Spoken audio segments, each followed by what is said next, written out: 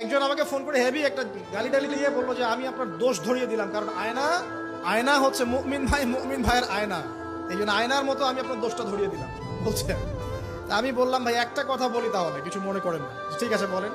আমার ওস্তাদ আমাকে শিখিয়েছিলেন ছোটবেলায়, একজন মুমিন আর একজন মুমিনের আয়না ঠিক আছে, কিন্তু আয়না কখনো কথা বলে না, আয়না চুপচাপ নিজের চেহারা দেখিয়ে দেয়। কথা বুঝতে পারছেন? আয়না কিন্তু কথা বলে না এত বেশি, আয়না আপনাকে চুপচাপ নীরবে আপনার দোষটা দেখিয়ে দিবে। আপনার এখানে কেটে গেছে, আয়নার সামনে দাঁড়ালেন, শেভ করার কাটার কথা বলছি না, শেভ করতে যায় না আমার গাল, কেটে গেছে, আয়নার সামনে দাঁড়ালেন, আয়না কি বলবে এই তোমার গাল কাটা? আয়না কথা বলবে? আয়না নীরব থাকবে, কিন্তু আপনি ঠিকই বুঝে যাবেন আপনার কথা সমস্যা। এই হলো আয়না। মুমিন ভাই যে মুমিন ভাইয়ের আয়না, এর ব্যাখ্যা হচ্ছে এটা। এই অল্প বিদ্যা থাকলে এরকমই হয় মানুষের। তো দুটো কথা বলি, আল্লামা রুমি বলেছেন যে তুমি শব্দ দিয়ে যুদ্ধ করো। কি দিয়ে? শব্দ দিয়ে। বজ্রপাত দিয়ে যুদ্ধ করো না। বজ্রপাত মানে চিৎকার